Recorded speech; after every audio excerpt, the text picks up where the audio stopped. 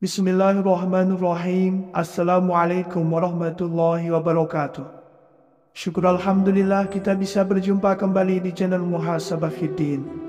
Semoga dengan perjumpaan kita ini dicatat sebagai amal ibadah dan diberkahi oleh Allah Subhanahu wa Ta'ala. Salawat dan salam selalu dan tetap tercurahkan kepada junjungan alam Nabi kita, Nabi mulia, Nabi besar Muhammad sallallahu alaihi wasallam. Allahumma sholli ala Sayyidina Muhammad wa ala ali Sayyidina Muhammad. Harapan dan doa saya kepada sahabat semua, saudara semua dimanapun berada yang sedang menonton video ini, semoga Allah Subhanahu wa Ta'ala senantiasa memberikan kesehatan, keafiatan, dipanjangkan umur, dimurahkan rezeki, dimudahkan segala urusan, dan tetap dalam lindungan Allah Subhanahu wa Ta'ala. Amin, Allahumma amin. Dalam agama Islam, terdapat keyakinan akan keberadaan malaikat yang senantiasa mengawasi dan mendoakan umat manusia. Salah satu aspek yang menarik adalah bagaimana malaikat hadir di sekitar kita, lalu mendendangkan doa untuk golongan-golongan tertentu yang melakukan amalan-amalan mulia.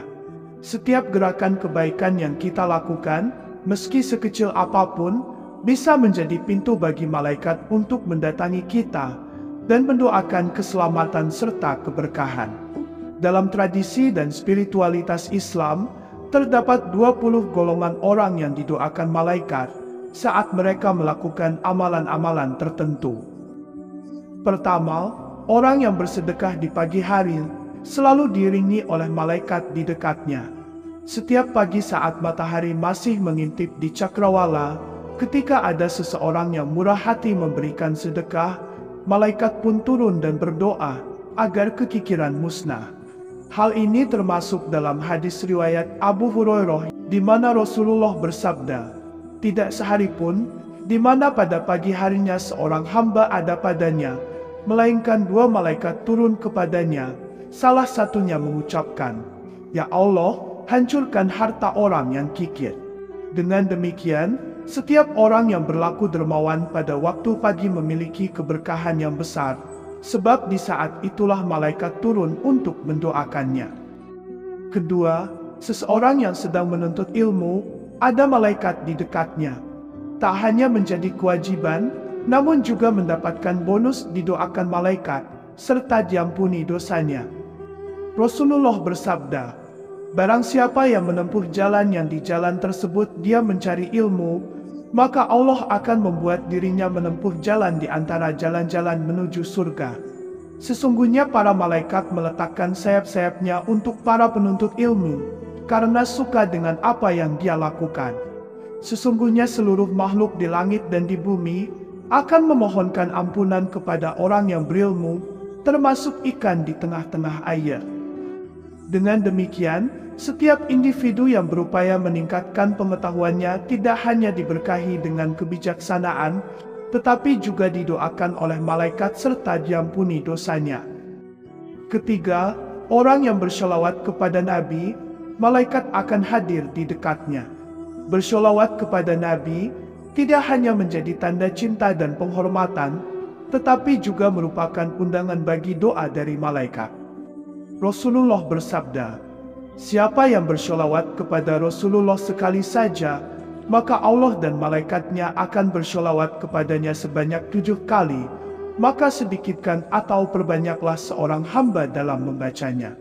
Dengan demikian, setiap kali kita bersolawat kepada Nabi, kita bukan hanya mendapatkan keberkahan dan ampunan, tetapi juga kehadiran malaikat yang mendoakan kita.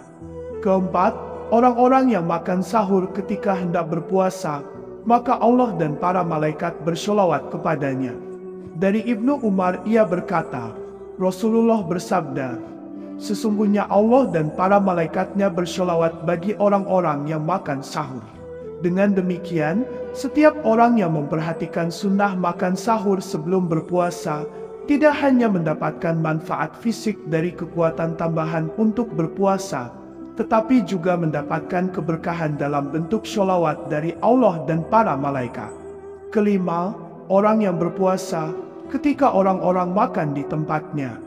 Dari Ummu Umaroh binti Ka'ab bahwasannya Rasulullah bersabda, "Sungguh para malaikat bersholawat pada orang yang berpuasa, sedangkan orang-orang memakan makanannya hingga mereka semua pergi.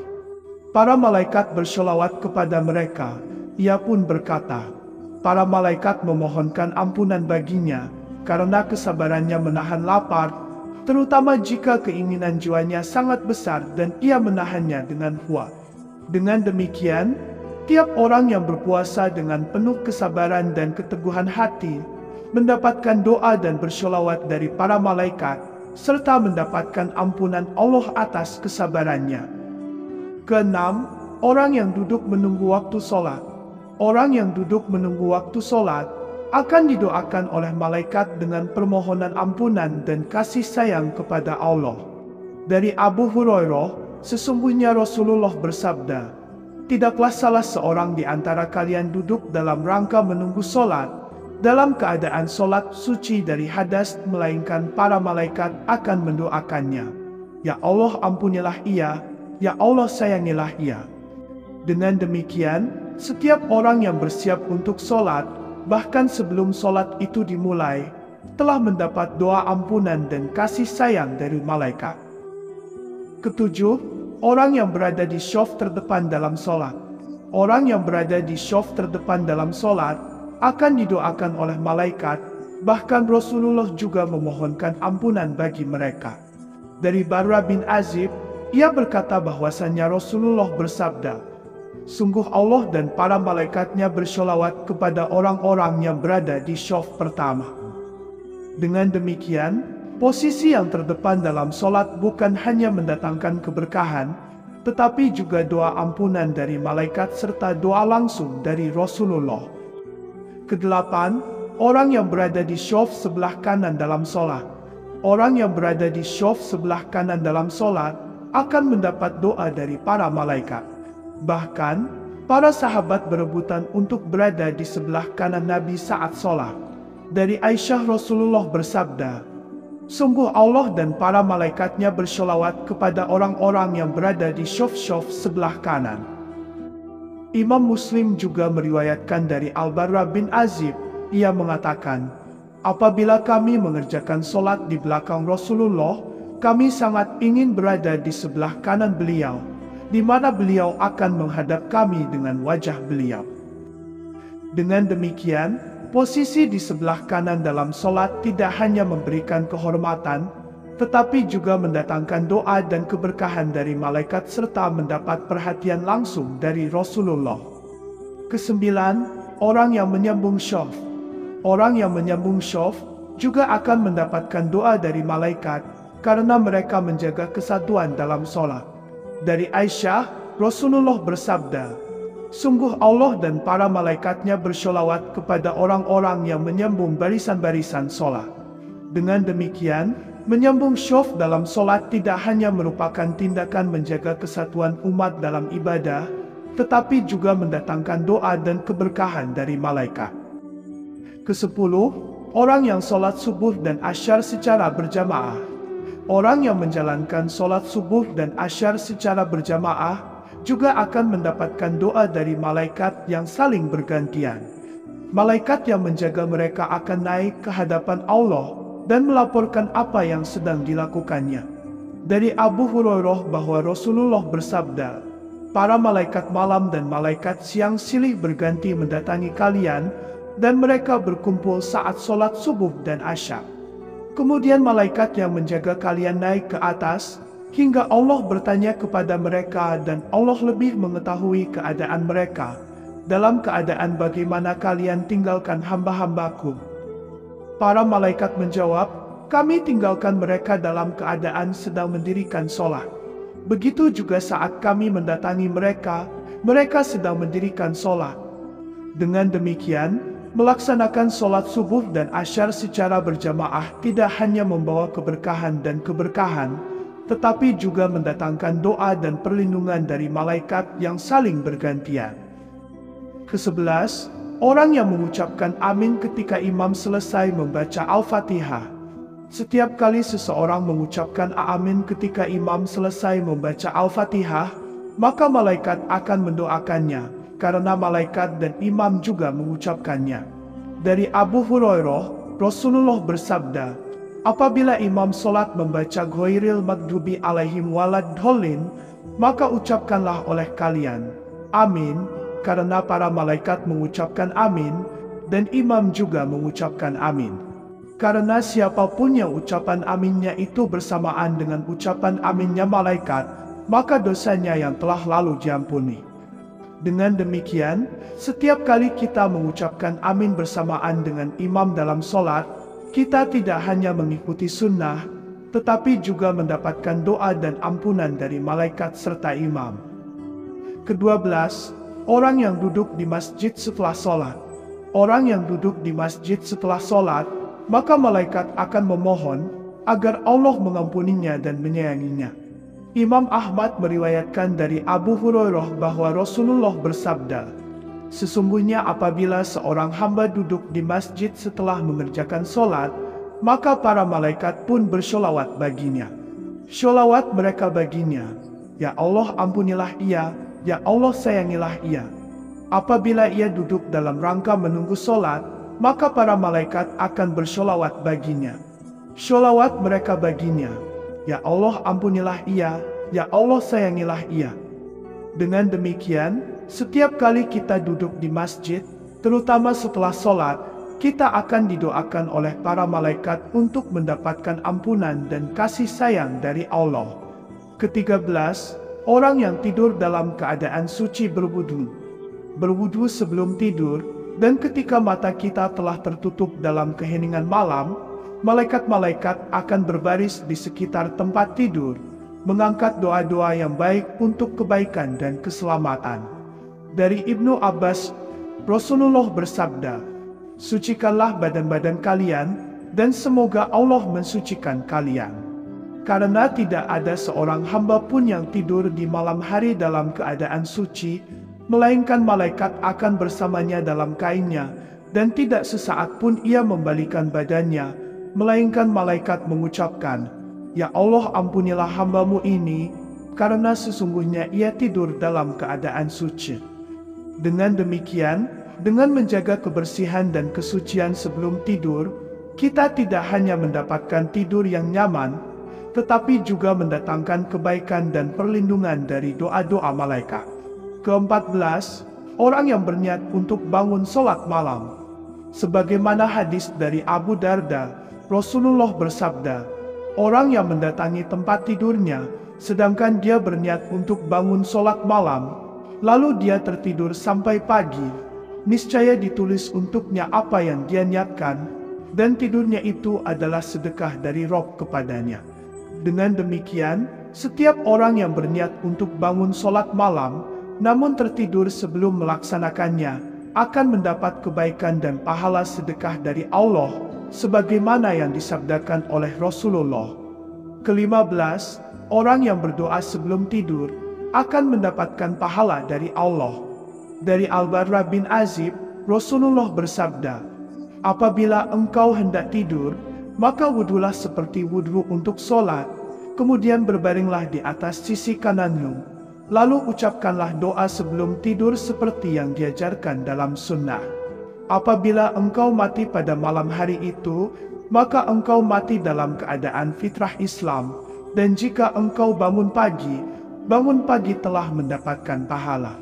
Dengan demikian, berdoa sebelum tidur bukan hanya menjaga kesucian dan kesejahteraan jiwa, tetapi juga mendatangkan pahala dari Allah.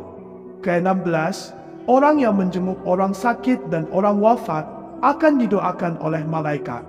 Menjenguk orang sakit atau jenazah adalah perbuatan yang mendatangkan berkah. Ketika seseorang mengunjungi mereka, malaikat akan mendoakan kebaikan bagi pengunjung tersebut. Mereka akan bersholawat kepada pengunjung di pagi hari, jika kunjungan dilakukan pada malam sebelumnya, dan sebaliknya. Malaikat juga mengaminkan doa-doa yang diucapkan dekat orang sakit atau jenazah. Dari Ali bin Abi Thalib, Rasulullah bersabda, "Tidaklah seorang muslim menjenguk saudaranya muslim yang sedang sakit di pagi hari, melainkan 70.000 malaikat akan bersolawat kepadanya sampai sore hari. Dan apabila dia menjenguknya di sore hari, maka 70.000 malaikat akan bersolawat kepadanya sampai pagi hari, dan ia mendapatkan kebun di surga." Sholawat para malaikat kepada manusia adalah doa mereka dengan kasih sayang dan ampunan. Di waktu siang kapanpun, bermakna semenjak orang itu menjenguk saudaranya. Jika hal itu dilakukan pada siang hari, maka malaikat akan bersolawat hingga matahari terbenam. Dan jika dilakukan pada malam hari, maka malaikat akan bersolawat hingga terbit fajar. Ke-17, para malaikat akan mengaminkan setiap doa yang diucapkan oleh manusia di dekat orang yang sakit atau orang yang telah meninggal dunia. Dari Ummu Salamah, Rasulullah bersabda, "Apabila kalian mengunjungi orang sakit atau jenazah, maka ucapkanlah kebaikan, sebab sesungguhnya malaikat mengaminkan apa-apa yang kalian ucapkan." Dengan demikian, setiap doa yang diucapkan di dekat orang sakit atau jenazah akan didengar dan diaminkan oleh malaikat, sehingga menguatkan harapan bahwa doa tersebut akan dikabulkan oleh Allah.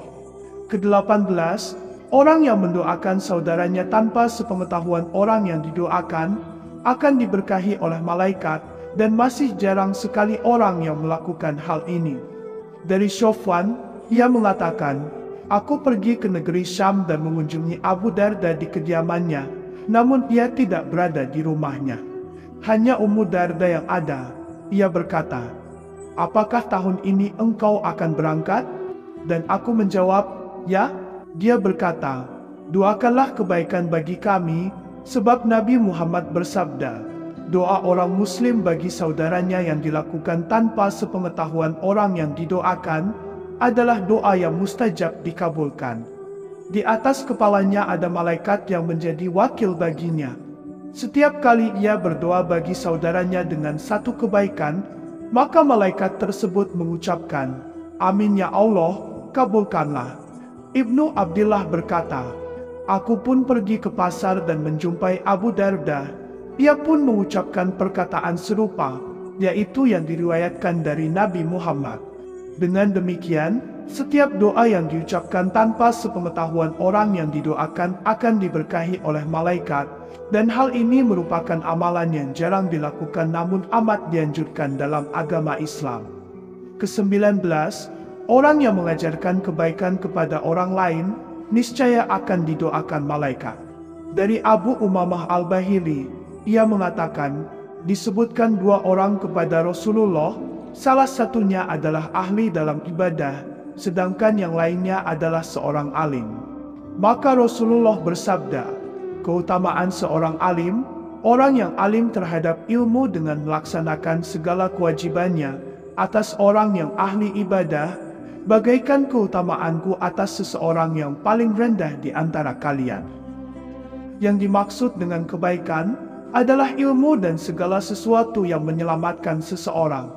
Dari hadis ini, kita dapat memahami bahwa menyebarkan ilmu dan mengajarkan kebaikan kepada orang lain merupakan perbuatan yang sangat diberkahi, dan orang yang melakukannya akan didoakan oleh malaikat. Ke-20, orang-orang yang bertaubat lalu mengikuti jalan Allah beserta karib kerabatnya akan mendapatkan doa dari para malaikat pemikul arsy dan yang ada di sekitarnya. Pada surat Ghafir ayat 7-9 Allah menceritakan malaikat-malaikat yang memikul arsy dan malaikat yang berada di sekelilingnya bertasbih memuji Tuhannya dan beriman kepadanya.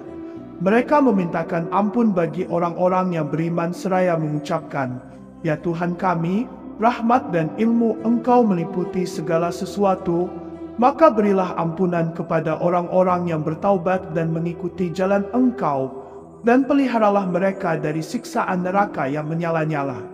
Ya Tuhan kami, masukkanlah mereka ke dalam surga Aden yang telah Engkau janjikan kepada mereka, dan orang-orang yang soleh di antara bapak-bapak mereka, istri-istri mereka, dan keturunan mereka semua. Sesungguhnya, Engkaulah yang maha perkasa lagi maha bijaksana, dan peliharalah mereka dari kejahatan, dan orang-orang yang Engkau pelihara dari pembalasan kejahatan pada hari itu. Maka sesungguhnya, telah Engkau anugerahkan rahmat kepadanya, dan itulah kemenangan yang besar. Doa para malaikat tersebut memberi petunjuk bahwa di bumi ini ada sekelompok orang yang selalu didoakan oleh para malaikat. Sejatinya, tidak ada manusia yang tidak pernah berbuat salah. Sebaik-baiknya manusia adalah yang pernah berbuat salah, kemudian ia menyadari kesalahannya serta bertobat dan tidak mengulangi lagi kesalahannya. Dengan bertobat dan mengikuti jalan Allah, orang-orang ini menjadi objek doa dari para malaikat yang memohonkan ampunan dan keselamatan bagi mereka.